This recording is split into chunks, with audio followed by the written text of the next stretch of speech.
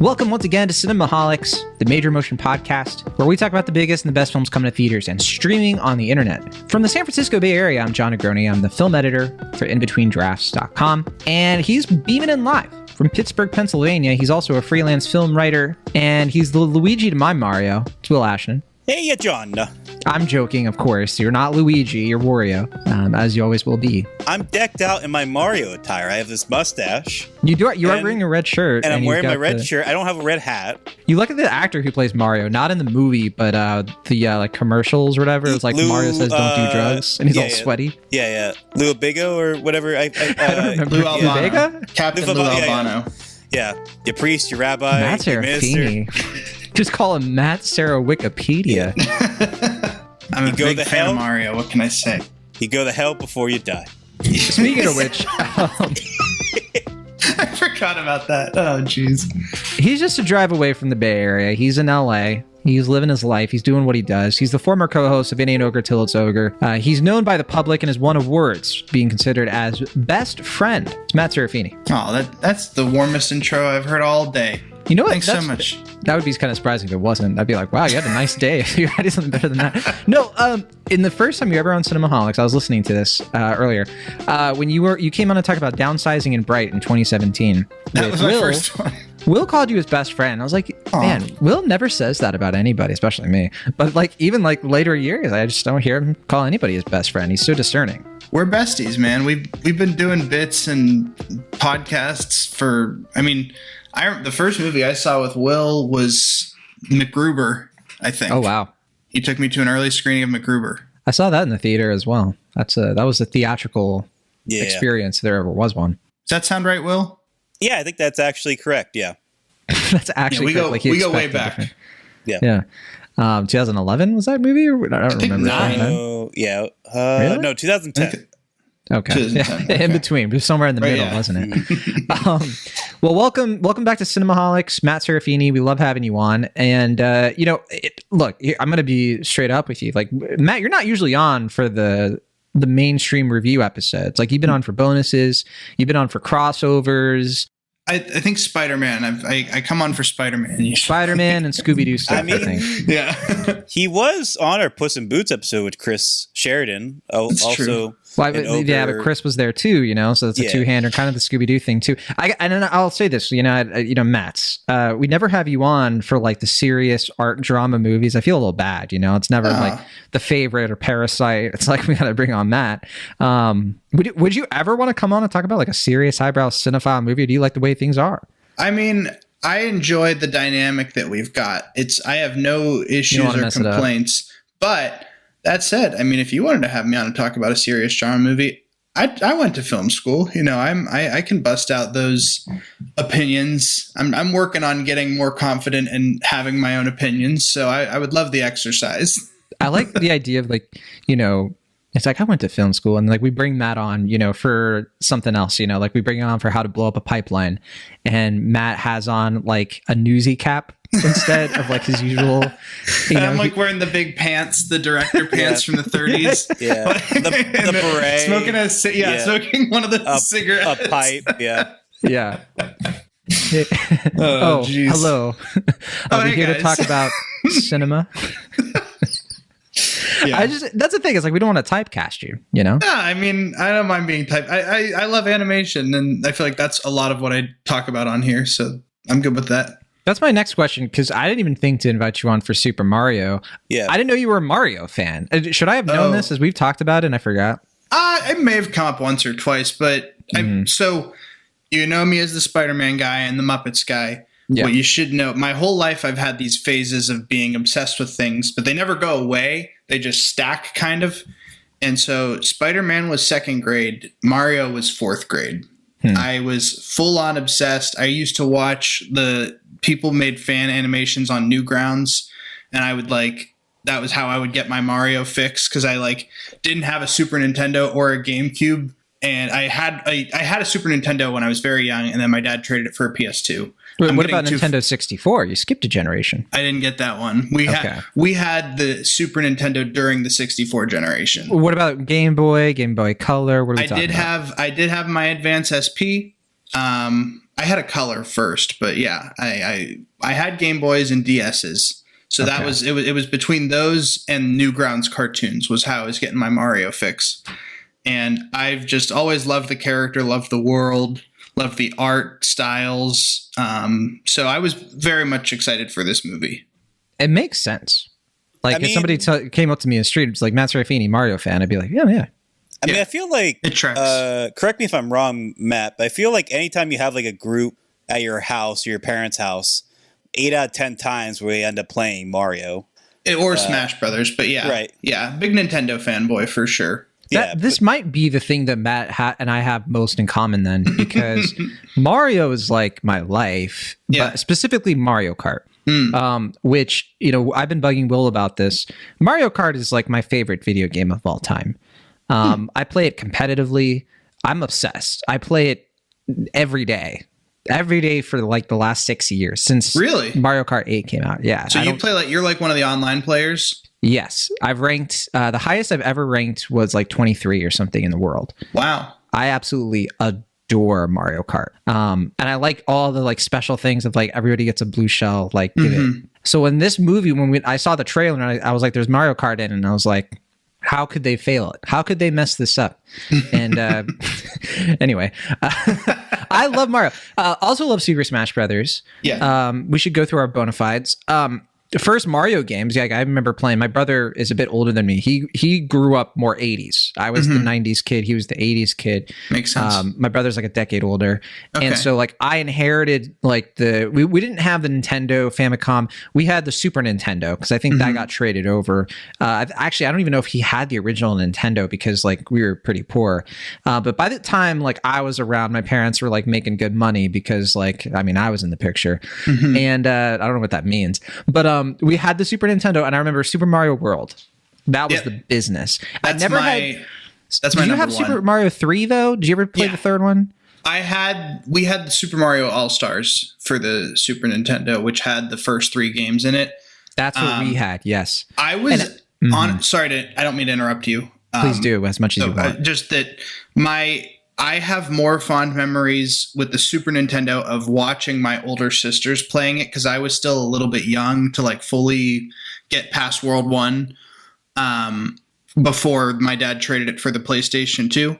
But either way, though, I had fond memories, though, of watching the Super Mario Brothers 3, jumping on the colored blocks and whatnot. Because I remember Super Mario World was the one I played the most. Yes. Because I had the best graphics and also wonderful. Yoshi. Yep. What I remember loving about those games was like by the time I was playing them, the 64 was like about to come out. I think it was already out in Japan. And like it was the game that I could play. Like I was old enough that I could play and be good at it. But like the other games that my brother would play were way too hard for me. Like the PS1 games, Yeah. So like Mario was my stepping stone. Like that's how I got into the business. And like obviously like Will hates this conversation. Yeah, every I feel which bad. way. Will's very ostracized right now. But you love Mario Party. Well, that's what I was gonna say. It's that like normally I would dismiss this as like nerd stuff or whatever, but I mean Mario Party 2 is the first video game I ever played. I remember vividly, I think I was in kindergarten when this came out. Like the Nintendo 64 was being advertised and they were like, you can play this game. And it was Mario Party 2. And obviously my vocabulary at the time was limited, but I saw the word party and I knew that one. And I was like, Mario. And it's a sequel. So I'm like, this has to be even better than whatever the first one was. I have to not only get this game, but get the system that goes along with it so I can play this game. And it's the only game, or the only video game, I should say, that I feel like I have truly mastered because I have played it that many times over and over and over again. So, I mean, I've not really dived into the other Mario parties. I've certainly dived in other Mario games like Mario Kart and Super Mario Brothers, Super Smash Brothers, I mean. But yeah, I mean, I generally have a really fond relationship with Mario and the various games that go along with it. I think the characters are a lot of fun. I love the world of it. And it's one of like 3 to 5 video games I genuinely adore. So I do have a soft spot for Mario, and I have at least some knowledge of it. And I will say, I mean, I also have a very vivid memory of the original Mario movie, the 93 one, Super Mario Brothers movie. Before we get to the Mario movie, the first one, I want to say I remember the Mario Party. I think it was the first Mario Party, the commercial where the kid. I don't know if you remember this, Matt. Oh, where he drinks the milk. No, he's having a party in his house. Like all his friends are over, and like the entire neighborhood, and I think the mayor and like the town is like outside his house, and is like they want to get into the house to play Mario Party. It's like the big party, you got to go, and like they let the pizza delivery guy in, and I just remember that commercial for some weird reason. It's never left my heart. Also wanted to bring up, I wanted to establish when it comes to Mario is very important as a character. If it's not for Super Mario Brothers and Super Mario Brothers 2, really like the series in general, like from the 80s to the 90s, it's kind of what made video games like established enough to be a serious medium, because it was the way that Mario captivated Japan, the US, and Europe almost simultaneously, or like in this 1, 2, 3 that brought like these consoles to tons of people. It created an entire generation of gamers. And so like Mario is really what did that. If you look at the sales for especially Super Mario Brothers 3 and Super Mario Brothers World, that like defines like the path. Like video games would have died away probably because there were chip shortages. There were all these issues in the late 80s. There were things that were making it just not like people were getting sick of it. They were treating it like Cabbage Patch Kids. It was a fad, but Mario kept the party going. The Mario Party rolled on. And so we got to give some respect to the plumbers, the boys, the brothers. Hooked on the plumbers. I'm hooked. Oh, that was beautiful, John. I almost cried, like while I was saying all that. It was. I mean, but you're absolutely right, and I also just feel I need to shout out Mario 64 specifically. Is like one of the most important games ever because it like established what 3D platforming could be.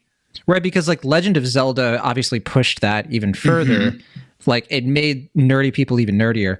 But like Mario 64, that got again, it brought the adults in. That was the key, you know? We should say our favorite Mario games. We already heard Will's Mario Party 2. And mine was Mario Kart. Matt, did you have a favorite? Yeah, mine is Super Mario World. Oh man, that's a really good choice. That's that's top 5 easy. Can I, if we're really leaning into the nerdiness of all of this, can I tell you like my dream game for Nintendo to make? Please. I want them to make like a remaster of Super Mario World where it's like the same levels, same physics and everything, but the art style is that cartoon style that they use for like their advertisements and you know what I'm talking about? I see. Kind of like Dragon Quest where you're playing like the cartoon. I'm not familiar with Dragon Quest, but it sounds like Cuphead. Like it wouldn't be like Cuphead. It wouldn't be like new Super Mario Brothers for the DS. No, it wouldn't be 3D. Exactly. Yeah. Yeah. That's Dragon Quest. It's like you're playing the show. A cartoon. Yeah.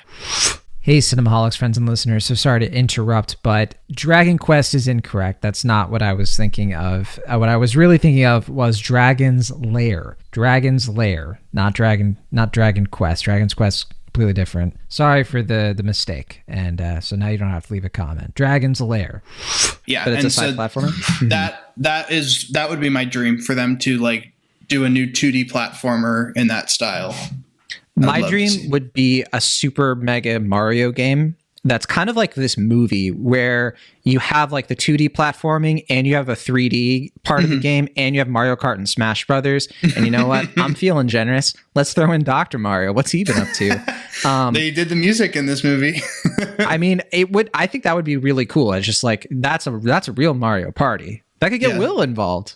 Yeah, I like that. I would give him a controller. I would pay $100 for that game.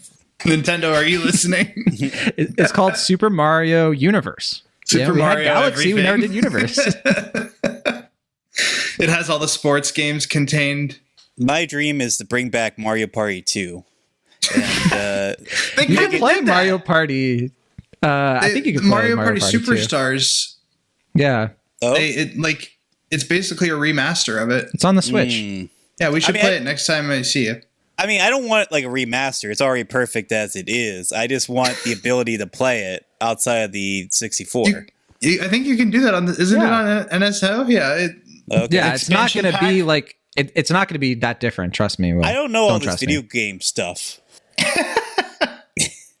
I'll help you, Will. I'll help you. Anyway, so now we can talk about the movie and the legacy of the movies. Sure. Yes. I think we should. So this is the second attempt at capitalizing on Mario fever. I mean, Mario, probably the most iconic video game character of all time, most likely.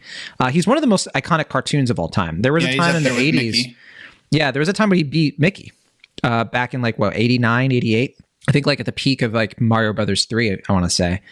And they made a movie in 1993 with Bob Hoskins and John Leguizamo. Great movie. Critics loved it. Fans loved it. It's actually kind of surprising it never got a sequel. Are you guys okay? You kind of look confused. Well, I was going to say, before you get to that, apparently I just learned this today. There's another animated Mario movie that was like from 86. I think it was only in Japan. Yeah, it's an anime. Yeah, I didn't know about this. I've never seen it. Me either. It's on YouTube. I don't know if you can watch it. It might be out there somewhere. It's on YouTube. But yeah, I mean, it's kind of like, there were a couple Saturday morning cartoons, and this is far from the first time somebody's taken Mario and Luigi and said, "Tell me the story." What are those guys doing? There have been games. Me. You know what? People have been saying to this new movie, they're just like, you can't just say the plot is thin. Like, it's Mario. And I'm like, girl, Mario and Luigi, partners in time. Mario and Luigi, Bowser's Inside Story. Nintendo don't miss when it comes to story. Super Paper Mario. The Paper Mario games started that, right? Because they did the RPG thing first. Well, Super Mario RPG for the SNES, which I have never played. 7 Golden Stars or whatever. Was it the same format as Paper Mario though? It wasn't exactly the same, but it was an RPG that had more story to it. Going all the way back to SNES, the Super Famicom, and you're gonna look at me. And you're going to look me up and down, shake your head and say, why are you complaining about the story? But I'm getting ahead of myself. Super Mario Brothers came out in 1993. Sure. It was directed by Annabelle Jankel and Rocky Morton. Now, I was being a little silly before. Obviously, nobody likes this movie. If they do, they're being ironic. You guys have both seen it, I assume. I remember watching it as a kid. Matt, you've seen it? I thought you had seen it, Matt. Confounding. No, I saw it when I was younger, around that Mario phase. But I do remember watching it. I wanted to rewatch it before this movie, but I didn't end up having a chance to. It's hard It's hard to find online. I rewatched it before this review. You have the DVD VHS, or I found it. Because I couldn't watch it legally. I mean, it's not your fault. It's literally not preservation available. of media. So if you don't have, but I think I do have the DVD. It's at my parents' place. I own this on DVD, and I remember vividly. You can buy DVD copies now, I believe. Yeah. I don't remember if it's the first movie I disliked, but it's the first movie I can vividly remember feeling disappointment about. In the sense that, obviously I was really into Mario Party 2. I was like, well, if only there was a way you could make a Mario movie, that would be, divine. Little did I know, the year I'm born, brought to this earth, there's also a Mario movie that was made. And I'm like, golly gee, this is going to be an incredible film. I'm looking at the poster right now, and the quote from the critic is, "It's a blast," by the Washington Post. Yeah. I wonder if that was Joe Morgenstern who said that. I mean, I don't think I had any issue with Bob Hoskins or John Leguizamo, even though I was very confused about Luigi not having a mustache. But I remember as a kid being like, that's not Bowser. That's not Yoshi. What is this? This isn't the world. It's like some weird, cult thing. And I just remember thinking it looked ugly and I don't know. It was very, it's still a very strange film. Rewatching the film, I'm surprised I'm taken aback by how weird it is. It's a very odd film and very much of its time. In the sense that it's very much aping off of the success of Batman and the rising cult following of Blade Runner. I definitely love the idea, by the way, of Luigi ending up with the princess. Kind of fits. Well, Daisy, not Peach. Sorry, the princess. I didn't say Peach. I know. There's Princess Daisy. But it's a common misconception. Super Mario Brothers Land for the Game Boy. Let's go. Right. But there's no Daisy in this movie. By the way, they're saving her. They left a lot out. You'd be surprised too. It's like watching this movie. It's like, how could they not have done everything, huh? But that just tells you the legacy. Yeah, I don't know. I mean, I will say, watching as an adult, it's obviously not good. It's basically incomprehensible. Everyone involved seems to have sort of contempt for not only the movie they're making, but potentially the property that they're basing upon.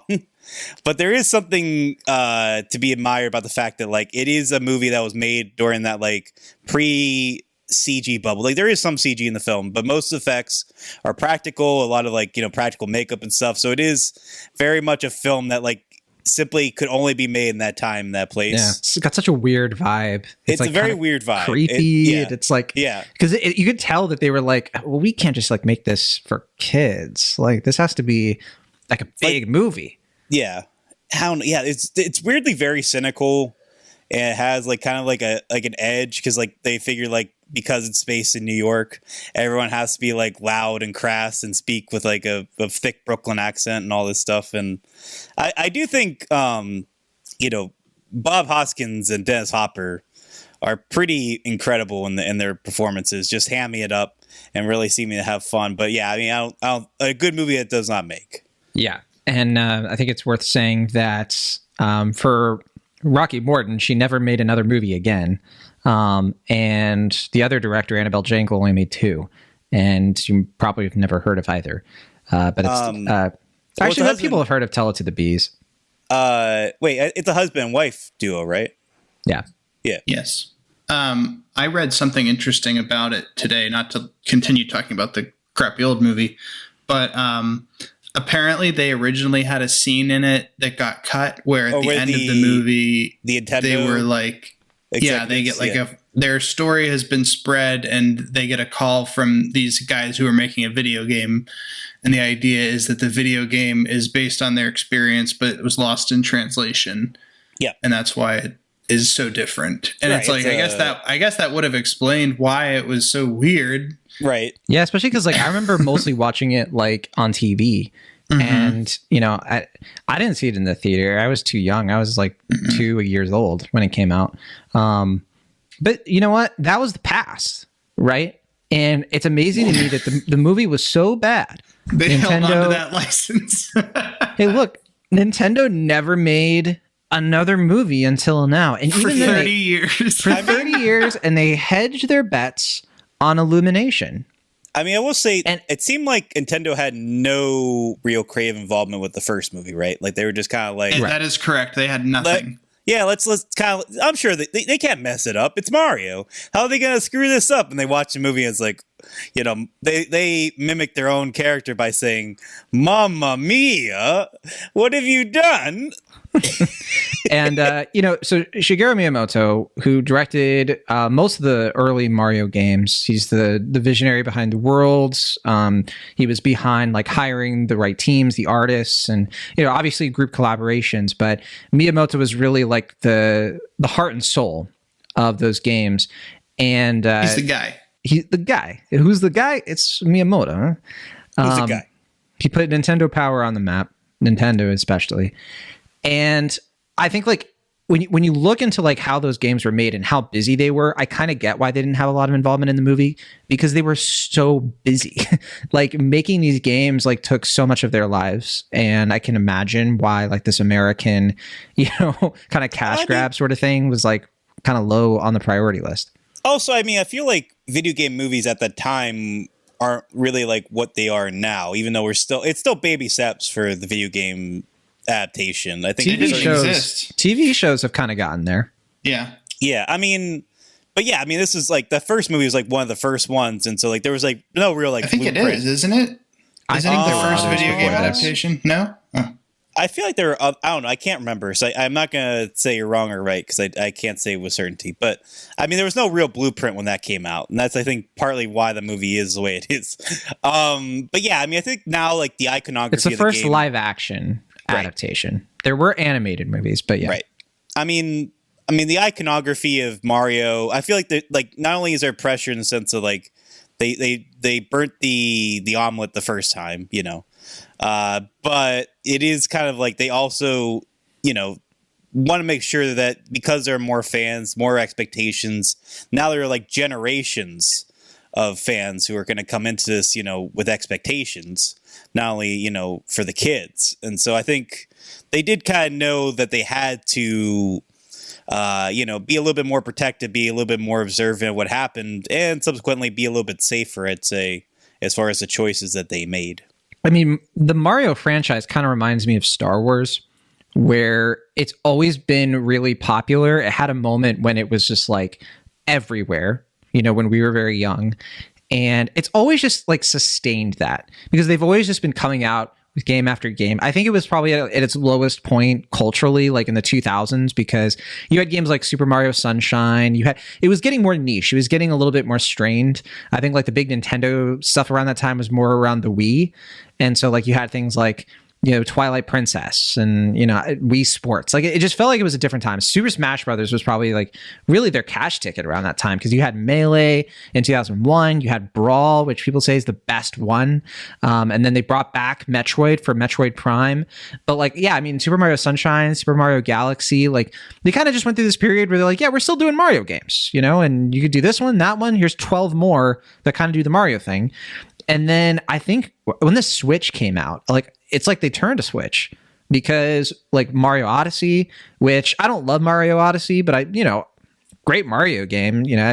I would say like there hasn't been like an amazing Mario game since Mario 64. I got a lot of heat for this in the In Between Drafts Discord server, where our community of readers and writers hang out, and you can join it too. But I got flack for this, Matt. What for you though is the last amazing Mario game? I'm talking about not like Smash Brothers or anything like that, but like a Mario series. Yeah.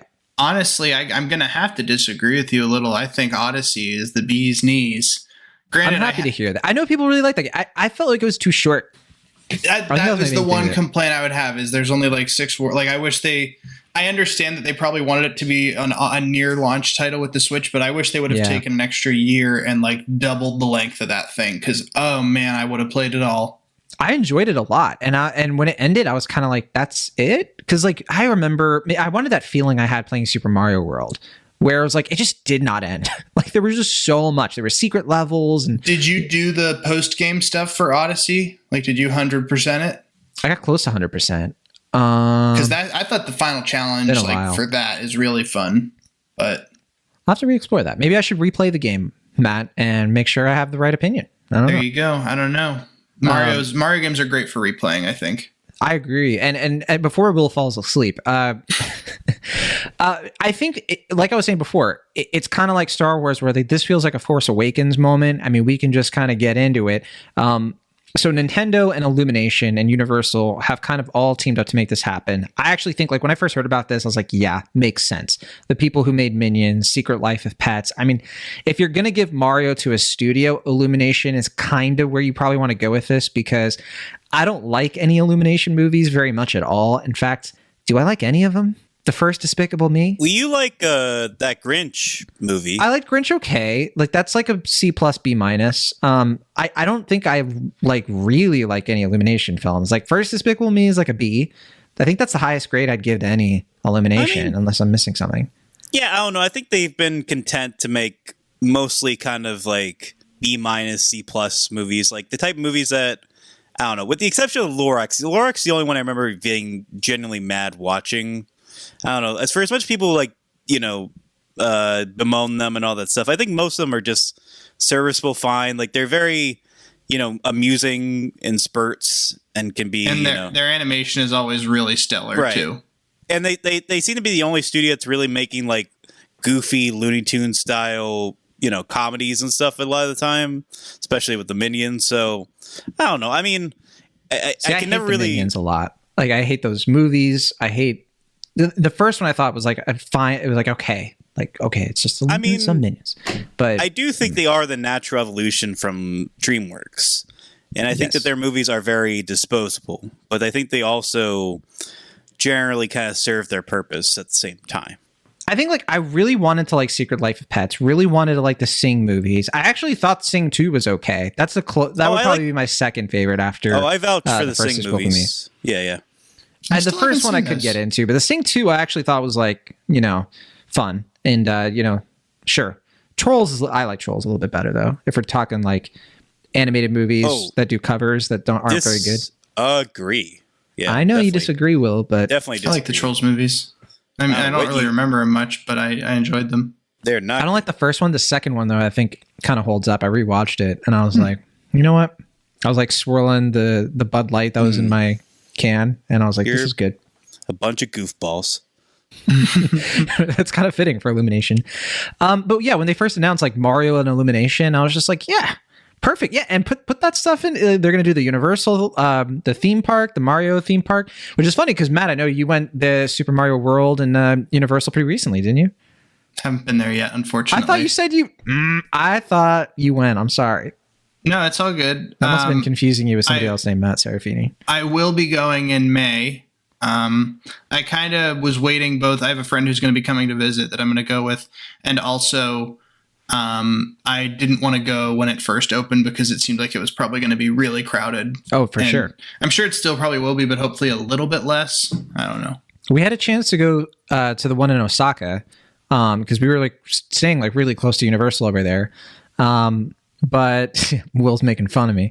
But I think we decided against it because we were like, we'll just go to the one in LA. It's probably just going to be the same deal. And then turns out it kind of is. I was like watching YouTube videos and it's like, yeah, it's the same, pretty much, more or less.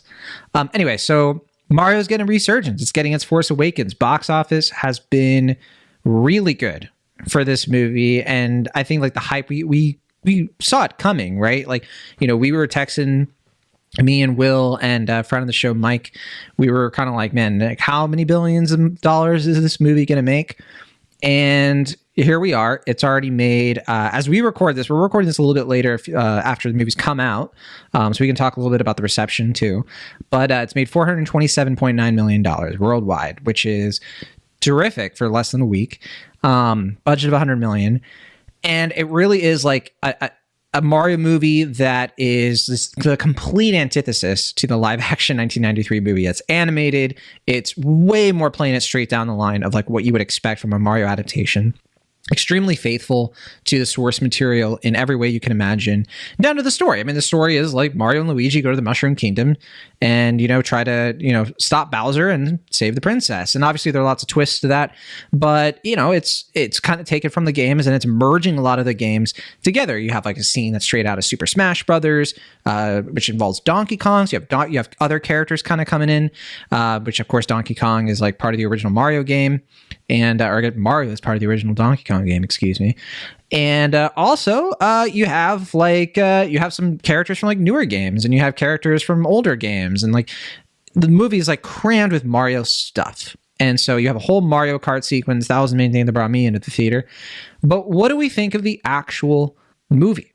Start with you, Matt Serafini, our guest. What did you think of the Super Mario Brothers movie? That's what it's called. The Super Mario Brothers movie. Not to get ahead of myself or anything, but I gather based on the two of your Letterboxd reviews that I'm probably the most favorable on this movie here.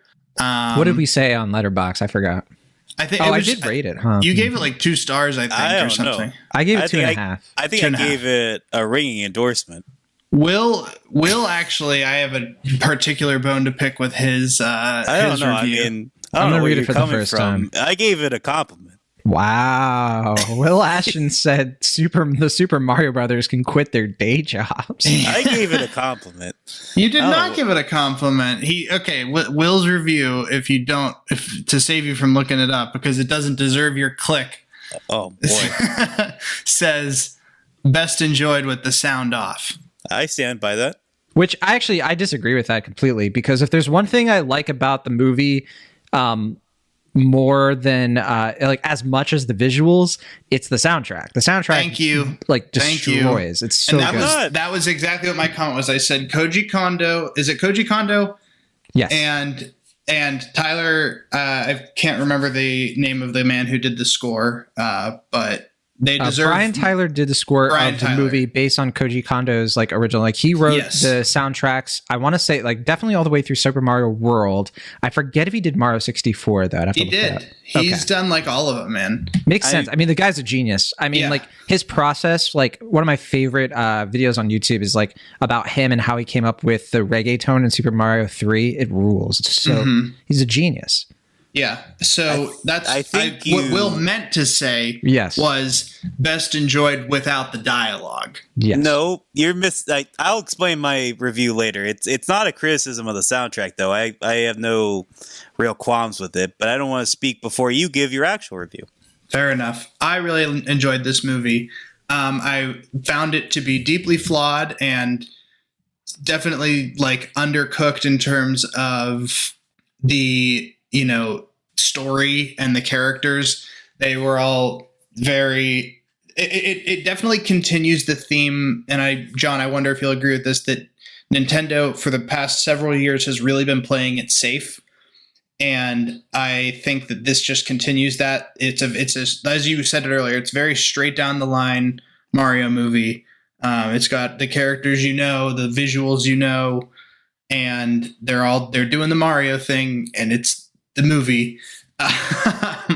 But that said, this was also the movie that I have been wanting to see since I was in 4th grade watching Mario cartoons on Newgrounds.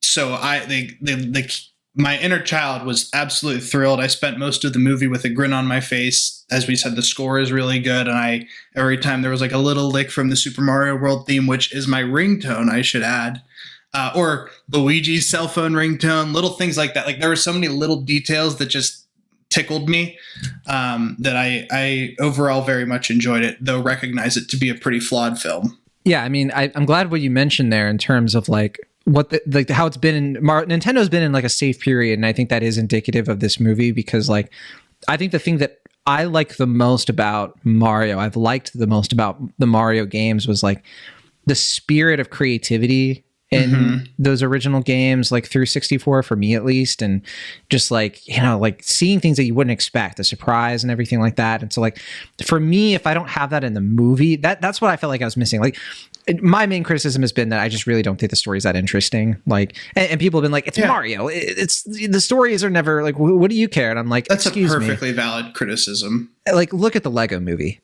Like the Lego movie had nothing to borrow from in terms of a story, way less than Mario. And I think some people look at that criticism and they're like, oh, are you trying to say that it needed to be weird and it needed to sort of like turn off, fans of the games or anything? I'm like, no, you can do it like Lego. Lego found a way to make a story about a toy not feel like a commercial, even though it kind of just is. And this just felt like a commercial for things I already buy. So I was just kind of like, yeah, I'm here. I'll watch commercials. I like watching commercials, but I'm not going to say your movie's great, except for the things that I think are great, which are like one or two things.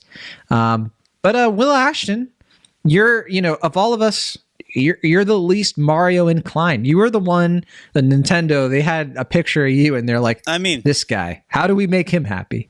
I don't know. I mean, I guess compared to you two, yes, but I feel like I'm still more a fan than other folks, based on my history with Mario Party 2 and elsewhere. But I mean, my review has already kind of started. But I mean, I'll say, I don't know, what I was trying to get at with that Letterboxd review, and this is going to sound, I think, harsher than I intend, but it comes with sincerity. I think it's the movie that is going to be best utilized to sell 4K HD TVs at Best Buy. Like, it's a type of film that I think if you watch it in the background, or if you're using it to see how great the animation is and getting into this world and being like, this is what animation can do, or like, this is what video game adaptations can be. And, like, this is how great this TV is going to look in your living room. I think that's fine. I think if you actually pay attention to the story, though, it just gets kind of dull and meandering. And I don't mean dull in the sense like it's boring. It's not. It's so frenetic and fast-paced as Illumination movies are that, it's not like, one can't really get bored by it. But I just feel like it sort of has the opposite problems that the original movie had, and that, like, that movie is just so brazenly weird and so unfaithful to the game and stuff like that. So clearly Nintendo wasn't having any direct involvement with it, that feels like it kind of got off the rails from the get-go. And certainly, from what I can tell, like the original screenplay was a lot more faithful to that. I think it was the guys that wrote Bill and Ted, so I'd be curious to read or at least hear what they had in mind for the original idea for that film. In this movie, I feel like the problem is just that Nintendo is so cautious, so scared to take any risks that they're controlling within an inch of its life. And that's not to say they do a bad job. It just kind of feels very sort of fine. Like, it's just an okay movie in my view, but it doesn't really advance past what it could do. And obviously, I think, Matt and I have gone, over a decade talking about, like, why aren't they just going to make an animated Mario movie? It's like perfect sense, not only from a storytelling standpoint, but from a business sense. And I think they are doing that here, but it just also kind of feels like they're not really allowing themselves to take any creative liberties with the property. They just want to kind of service the fans as broadly as possible, which is fine. Obviously, it's working because billions of people are going to see this movie and probably really enjoy it, which I don't want to take away from. But I also kind of feel like we're not really getting the best Mario movie we can, but at the same time, we're certainly not getting the worst one either. I do want to be a little bit more specific too, because so for me, this movie kind of starts really strong. It has a great cold open with Bowser, like cold open, and the penguins, and you're, right away, you're just like, okay, this is going to be a fantasy adventure. I'm hooked, Jack Black voices Bowser. Yeah. I think it's the best vocal performance of the movie. I just think he nails it. And Bowser, probably the best character in the movie, the character who feels the most interesting to me. And then we go to like the present day, and we have this whole thing where like Mario and Luigi are like actual Brooklyn Italian plumbers, and they're trying to do this business. It starts with like a commercial, and I'm like, this is great. Like, this is exactly what I want from a Mario movie. Like, actually, It's like in Brooklyn. Mario kind of has like a little character arc popping up. He's afraid of failing, but like they add the complexity of like he doesn't want to let he doesn't want to let his brother down. He doesn't want his brother to fail because of him. He's feeling like the shouldering of that responsibility. And you're like, this is good writing. Like, we're gonna have him like feel that same like urgency with like the Mushroom Kingdom, and how is he gonna adapt to the Mushroom Kingdom? You have this whole like 2D like platforming thing where they got to get to the job or whatever. Sebastian Maniscalco voices this like really like jerk guy, and you're just like, this is great. I'm having fun. It's not hilarious or anything, but like it's Mario. I'm wahoo, like it's great. And then we go to the Mushroom Kingdom. And I think from that moment on, like the moment that Chris Pratt as Mario is talking to Keegan-Michael Key as Toad, who I didn't know Keegan-Michael Key voiced Toad until I looked in the credits, because it's such an invisible vocal performance. No disrespect, but it's just like, did you guys know that was Keegan-Michael Key? I didn't like. Yes. I did, and I think that's a compliment to him. I just don't think it's a great vocal performance. I didn't think Toad was like a great. Yeah, anyway, sorry. I wasn't crazy about, but it is a performance. Like, you're acting like he just got a paycheck, where he clearly gave a performance. But I feel like both Mario movies kind of screw up Toad in a way that I think this movie is a lot better about handling Toad than the 93 one. I mean, I think everything about this movie is better than the 1993 one. I'll get that out of the way. But Toad is, I don't know if you agree with that. Probably my favorite Mario character. And I don't know, I just feel like he should be very simple and very cute, and I feel like this movie, I don't know. I wasn't in love with what they did, but I think they made deliberate choices, which are fine. He's a little frantic in this movie. I like the part where he rolls up in like the big Mario Kart thing, like the big cart, I guess it's like a Donkey Kong thing, which I think was a brilliant touch to make like Donkey Kong Country, like where the carts come from. That was really smart. Anyway, it's like once we get into the Mushroom Kingdom, and then, and look, yeah, maybe I was a little harsh on Toad. I'm going to be harsher on Anya Taylor-Joy's Peach, because like the vocal performance, I just don't think really like that to me felt pretty like phoned in. I was so hot like, right now. What? It's just like so hot right now. Anya Taylor-Joy, make her Peach. Yeah, yeah. And then we know she could do great like vocal stuff. Oh, yeah. But I think it's funny that you said phoned in, because I was literally thinking like, I bet like while she was like in between takes on Furiosa, she's in her trailer just being like, all right, here's take one. Mario, you gotta do it this way. All right, here's take two. Mario, Bowser you gotta do it is this heading way. to our kingdom. All right, I'm gonna do one with a little bit more enthusiasm.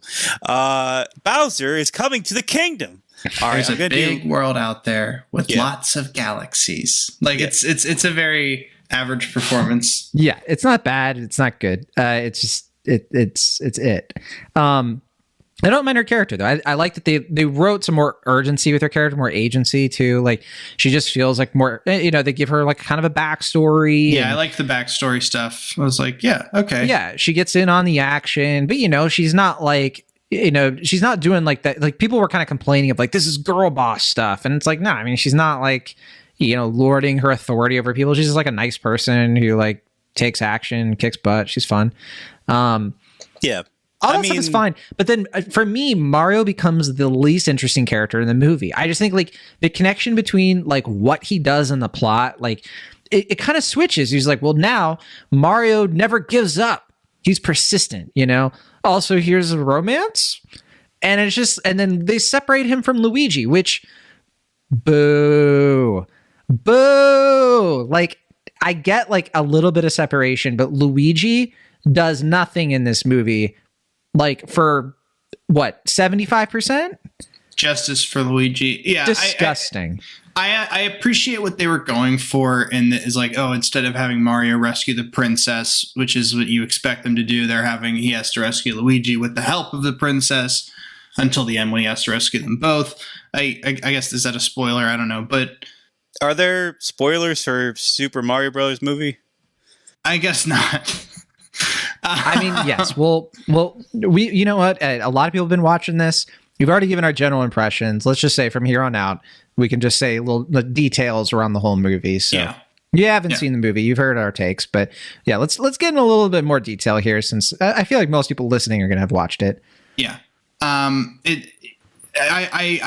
with you. I think having Luigi be with Mario, bantering with him, it could have been a lot more fun. It could have given it a lot more character. Like the two of because that's, I think, one of my biggest complaints is that Mario gets to the world, and after that first scene, which we've been watching since October, when the teaser first came out of Mario bouncing off the mushrooms, landing and being like, what is this place? And then Toad, do not touch that mushroom. We've all seen it. He, after that scene, doesn't seem very perplexed by anything else. Right. There's like a brief thing in the kingdom where it's like, oh, these bricks are floating here, but that's like it. And then he's like, okay, I'm good with this. This makes sense. He's not like surprised or amazed by anything. No. He's just not an interesting character in general. All the other characters around him are still kind of interesting. Like Donkey Kong's kind of interesting. Yeah. Seth Rogen does a decent job, I guess. Like he's doing the Seth Rogen thing. But like that's the thing. It's like with Mario, he just is reacting to things around him, and usually not in an interesting way, instead of being the main character. And that's what I think a lot of people, at least what I mean when I say the plot and the story are really thin, because the story kind of falls on him. And I think the movie would have been a lot better. Like, okay, if you're going to separate Mario and Luigi, that's fine. Like do that for a big part of the movie. That works if the stuff you do with Luigi is interesting.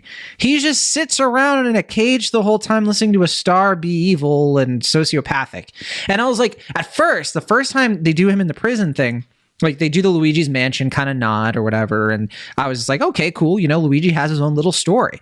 Luigi's going to get captured by Bowser, and like, what's he going to do? And then they put him in jail. And I'm like, oh man, is he going to like lead a revolution to get out of the jail? Luigi's going to have his own adventure. No, he does nothing. Absolutely nothing. I was upset. As someone who usually picks Luigi in Mario Kart and Smash Brothers, I'm with you. Justice for Luigi. He deserved more. I picked Donkey Kong in Mario Kart. Donkey Kong's my guy. And in Mario, like Super Smash Brothers, who do I pick? It ranges. I go all over the place. Usually Young Link. But yeah, Will, I know you wanted to mention who you pick for these characters in these games you play. Sure. I mean, well, for Mario Party 2, I usually pick Mario, but if I can pick the choice of Toad, I usually pick Toad. But I will say... Commendable. But the movie, I think you were going to...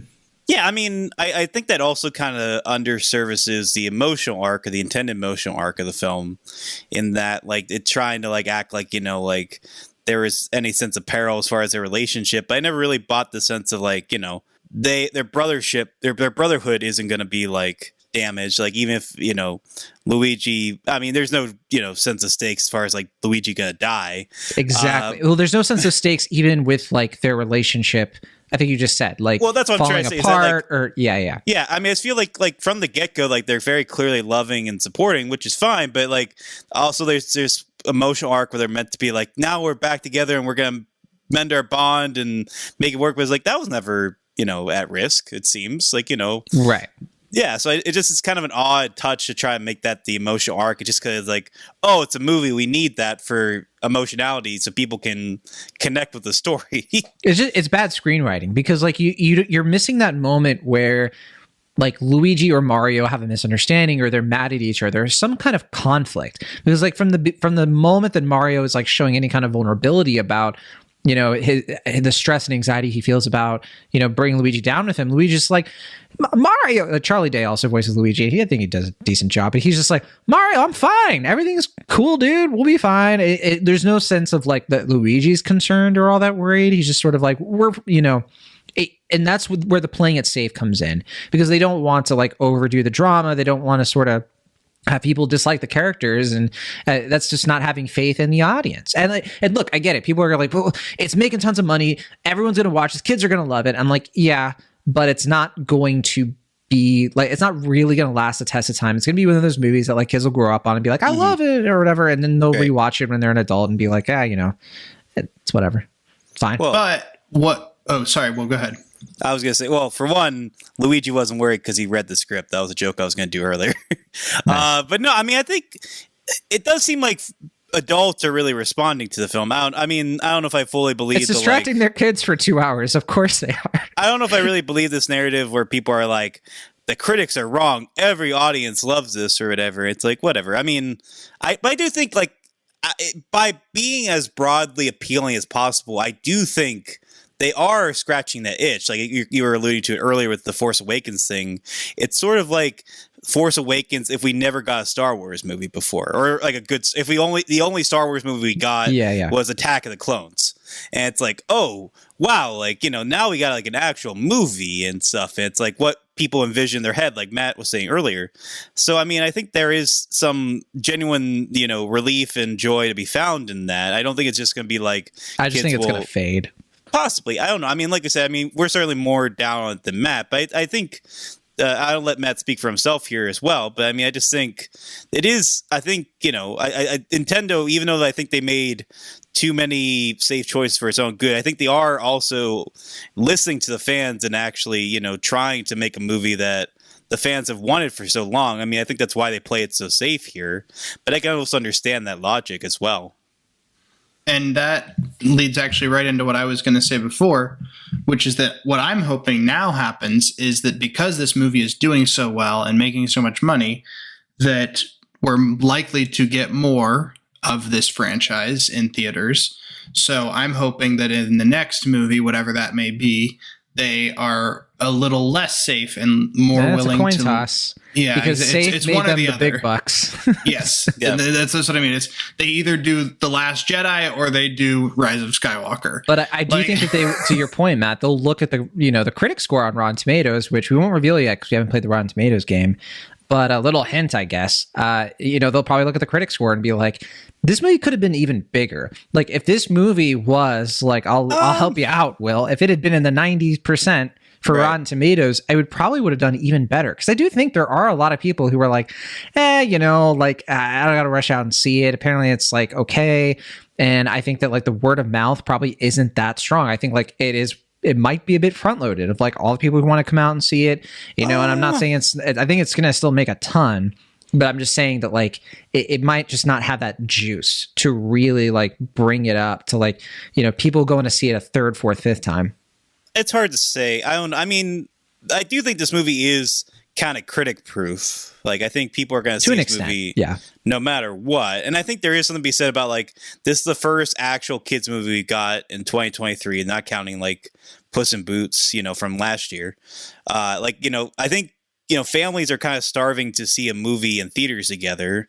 I think that's scratching this itch. Obviously, like we said before, I think it's not just families who are going to see this thing. It's generations that want to see it. Like millennials want to see it. Alpha, obviously the kids want to see it, but like also like Zoomers, Gen X for sure want to see this movie. I think it's not limited in that respect. Now, obviously, would they love if the movie got, a 95% on Rotten Tomatoes and, had the word of buzz or the word of mouth that, something like Dungeons and Dragons is getting right now? Sure. But I think they're also, I don't think it's going to be hurt in the long run because of that. They're still going to make $1 billion or more at this point. That's the thing. It's like we are talking about Illumination, and have Illumination sequels really, like with the exception of Sing 2, I haven't been impressed by any of them personally. But at the same time, they have seen, like, when they do play it safe with Despicable Me 2, with Minions, Rise of Gru, whatever it is, like these movies still make like $1 billion or whatever. And so like, that's why I'm a little bit more skeptical that they're going to like kind of learn the right lessons, I guess. But I mean, I would love that, Matt. Like if they did, that's where I hope Nintendo steps in maybe and is like, we need to do Yoshi now. I mean, we said spoilers. They kind of tee up Yoshi at the end of this one. Yeah. I'm more interested, like, okay, fine, Yoshi, but like, give me Wario. Wario and Waluigi as the villains. Well, because where do you? Because they're not going to do Wart. As much as I would love to see Wart hit the big screen, my main man Wart. Well, they also they're have never going to do it. They could also do like they could do Wario and Waluigi and like the Koopa gang. They could have like Lemmy, Morton. Yeah. So like Koopa Kids, Bowser Jr. Daisy. Do a whole thing with that, and they try to like save Bowser. Who knows? Yeah, I think without a shadow of a doubt that they have to have Danny DeVito as Wario. I don't know who else they can cast that would in that kind role. of be brilliant. Yeah. Did you hear who? Yeah, Pedro Pascal as Waluigi. Yeah, Chris Pratt wants Pedro Pascal to do it, or as he said Wario. He said Wario, but I say Waluigi. Yeah, I just think it's funny because Pedro Pascal kind of is an anti-Chris Pratt. Like, he is. In some ways. I don't know about that, but like, I have to say, I mean, before I forget, for as much has been said about Chris Pratt, playing Mario. I mean, certainly, I'm not alone in that. I was also kind of baffled. I wasn't really digging what he was doing in the trailer. I think he's fine in this. Like, I don't really think he's like awful or anything. Like, I mean, he's certainly not the worst voice performance of the movie. I mean, I would have preferred if they had actually done the Italian accent. Absolutely, but I think for what they do lampshade it. They have the whole thing. I appreciated the lampshade. Yeah, so like early on when they do the commercial, it's like, oh, they're doing the accents, playing it up for that. And they do a lot of things in the commercial. They have the capes, like all those fun references. And I thought it was fine. Yeah, it was like, this is an accent. I don't think any of the vocal performances are terrible. I just think that like, Yeah, I even when he got cast, I was not happy about it. But I remember saying like the one thing though is that Chris Pratt is a talented voice actor and he will bring a good performance to it, and I think he brings a perfectly solid performance, better than just talking through it. It feels like a performance. Sure. So, yeah, Chris Pratt, now Chris Pratt as Garfield, I'm still peeved about that. I'm very skeptical. Yeah, I'm very skeptical of that. That man does not hate Mondays. He loves the Lord. Well, I mean, if it was Sundays, I do appreciate, they do, like, when it comes to the Easter eggs, I've seen some people kind of criticize this, and like, yeah, okay, it does feel a little bit like a checkbox. I am a little impressed with the way they were able to weave in so much lore, and it did always kind of feel like it did kind of fit in. And at the same time, like, I'm conflicted about it because I'd say 2/3 of like the eggs and the jokes and like what they're doing, I think they work. They fit into the movie fine. My criticism isn't really with any of that stuff. It's more of just like what it all means and like where it all heads. But yeah, there were some times where I'm just like, okay, you didn't need to do that. It's like, my favorite things were like the subtle eggs, it's just like, oh yeah, there's, Punch Out. It's called Punch Out Pizza or whatever. And it's like, Donkey Kong Jr. That's fun. And, I think it's cool that they had Cranky Kong in this. I don't know he was going to be in the movie. Like there, Diddy Kong gets like Fred a quick little thing. Yeah, Diddy. We got Diddy. I was a little bummed that we only got Diddy for like 3 seconds, but maybe in the sequel.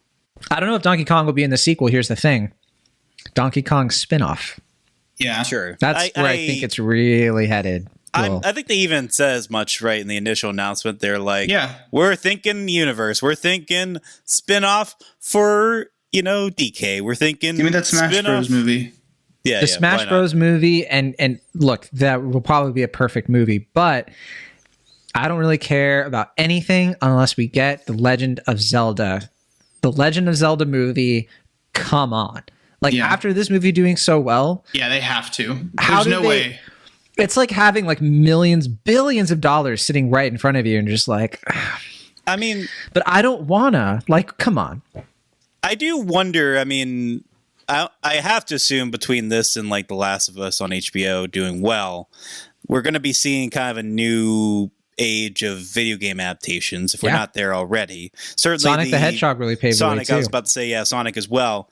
I am wondering though, like, you know, kind of similar to like the superhero thing where it's like, is everyone going to do as well as the other? I think not everyone's going to be Mario because Mario is only Mario. But I mean, I could certainly see Zelda doing well, but like, from there on, I don't know, because like obviously like Mortal Kombat didn't do so. I mean, Metro. I don't think F-Zero. You could say these things. I don't think they're going to have the same appeal. Kirby, come on, Kirby. Kirby. I do love Kirby, so we could see. Kirby's going to be the protagonist of the Smash Brothers movie. Come on. Yeah. I mean, who else is going to be that fresh-faced, you know, devil may care?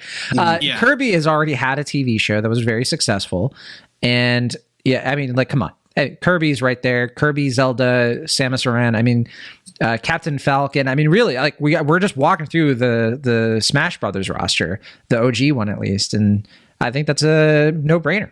I mean, yeah, but also I kind of feel like again, I don't see a world where all of these do as well as the other. I think at least Donkey Kong stands the best chance, just because Donkey Kong Country, one of the best-selling games for the Super Nintendo. So like, I think they're gonna have an easy time with that, huh? Everybody loves that monkey. Yeah, I mean, you know, without Donkey Kong, we wouldn't have Mario. That's right. And, you know, if there's I have a feeling that's why they're really saving like the Donkey Kong Jr., you know, there are a lot of Donkey Kong characters. Donkey Kong had a TV show, like a kind of a CG TV show back. I remember watching it back in the 90s. So they could do all kinds of things in the Nintendo universe. If anything, like it makes me wonder if like the Illumination thing is always going to stick, or if it'll be like their own. I could see them having their own studio or something, because it could end up being such a big cinematic universe if it works out for them that it would kind of outstretch Illumination at some point.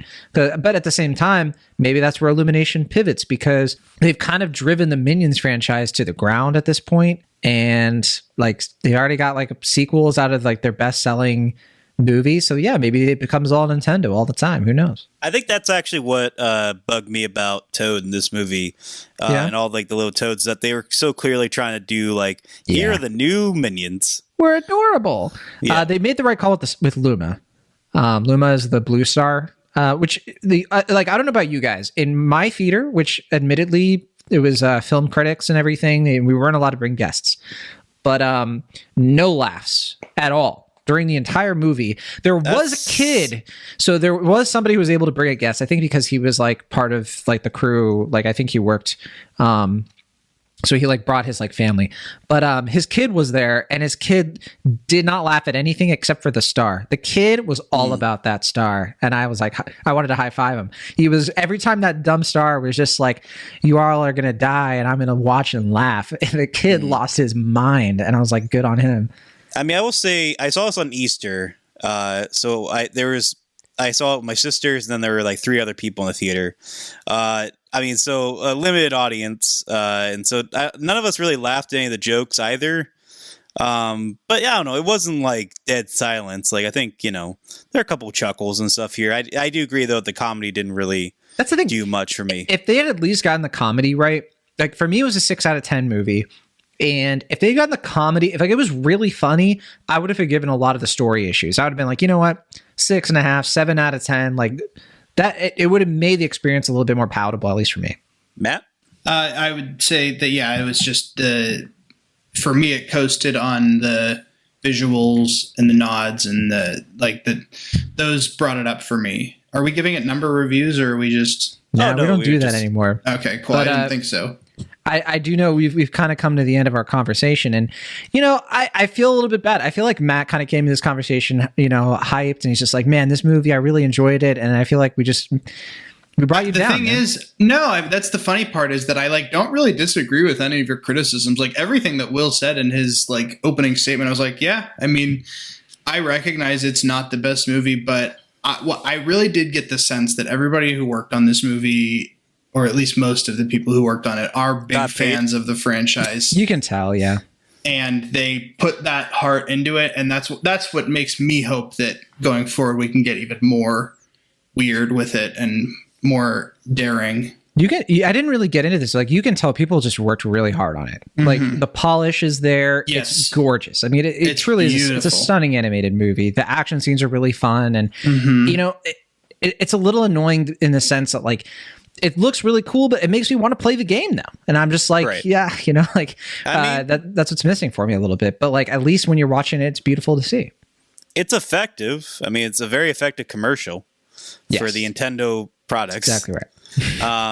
But yeah, I mean, I will say, I mean, yeah, since we were kind of down on it, I mean, we talked about them a little bit, but I will say, in addition to the animation, which I agree with you, looks fantastic. And in many respects, like, it is kind of surreal to see a movie like this. And it's like, in the right moments, I'm like, man, this is like, you know, I wish this movie had come out when I was, you know, 8, because I would have lost my mind seeing this in a movie theater. I weirdly feel like I got the Mario movie I wanted as an adult, I wanted when I was a kid, and the movie I got when I was a kid would be the one I was more receptive to as an adult.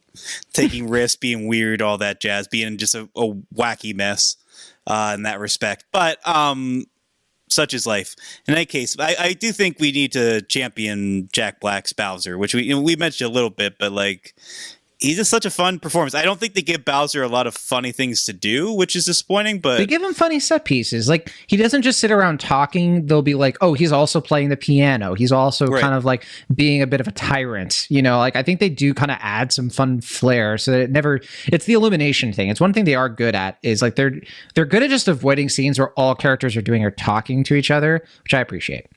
I mean, I will say, like, I don't know, for as much as we talked about the voice performances, like, most of them, whether they're fine or not, like, I generally am kind of like, okay, that's, you know, Keegan-Michael Key as Toad, that's Charlie Day as Luigi, that's, I mean, admittedly, I knew the voice cast, you know, going into it, like, that's Anya Taylor-Joy as Peach, but, you know, when Bowser's on screen, I'm not really thinking, like, oh, that's Jack Black as Bowser. Right. I'm watching, like, this is Bowser, with the exception of his musical ballad, but obviously they did that because they had Jack Black. You have Jack Black. What else are you going to do? Right.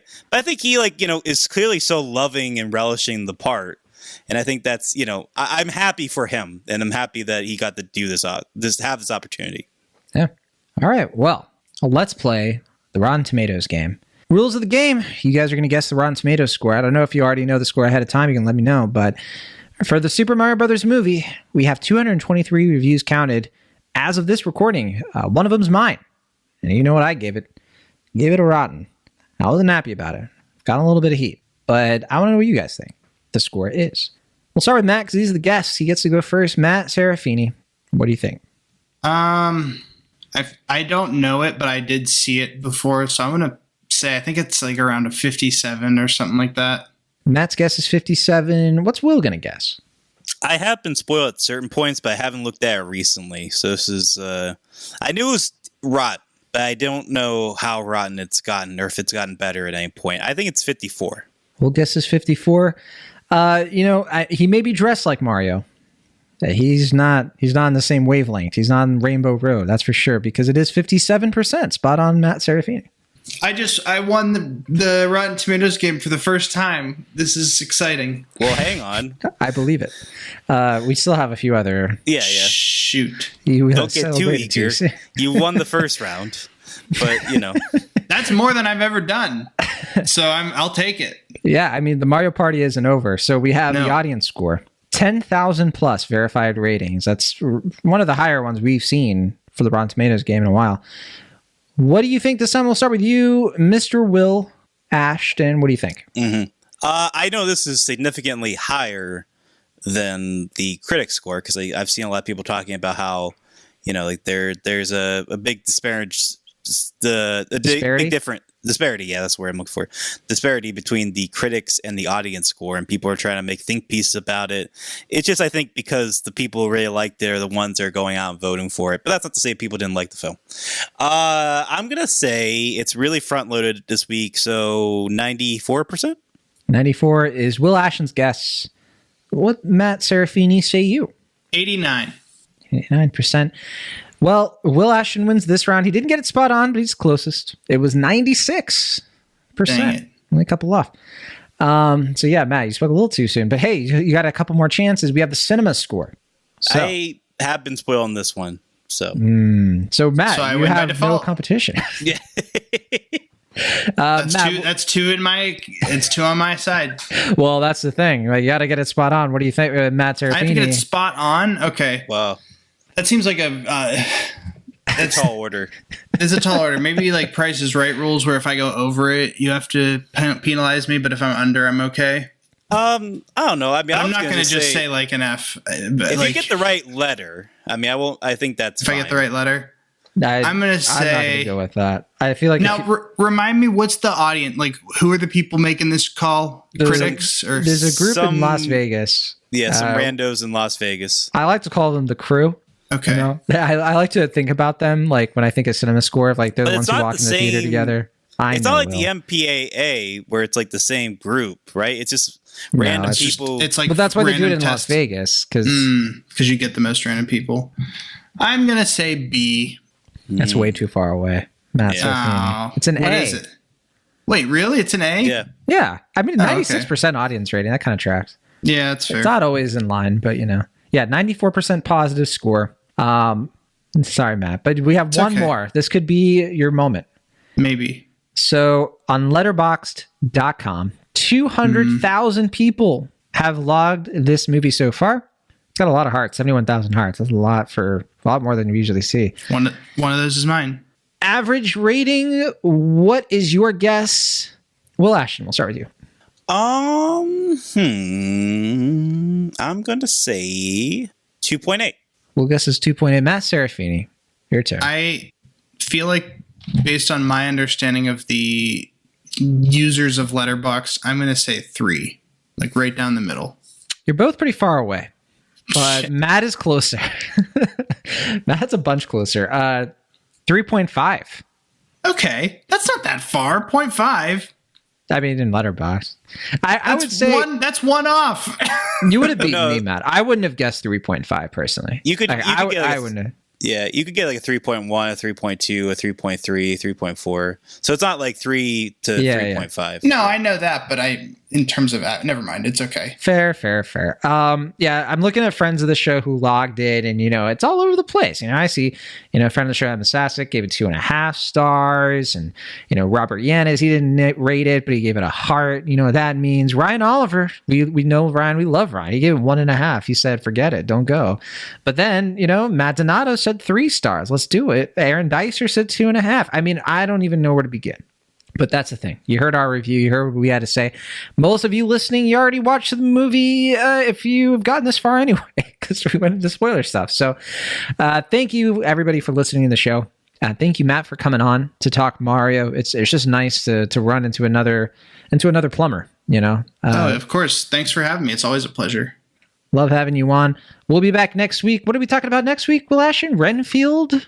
Yeah, I think that is correct. Yeah. I hope, Will, you get a chance to watch How to Blow Up a Pipeline. I hope don't so know if we'll too. ever have a chance to talk about it, but I just want you to watch the movie. I want you to have fun.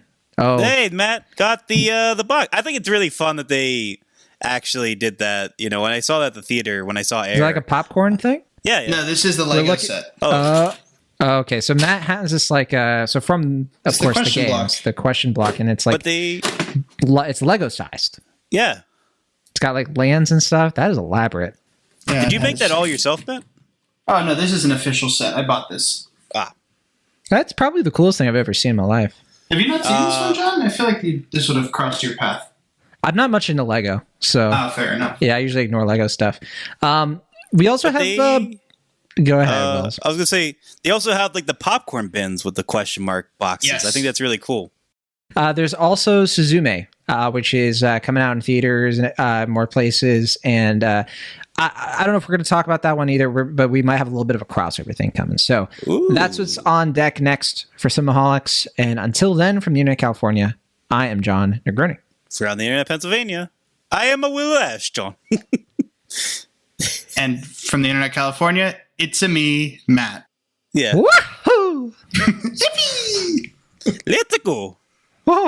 What's the one he does where he's kind of like, there we go. That's good.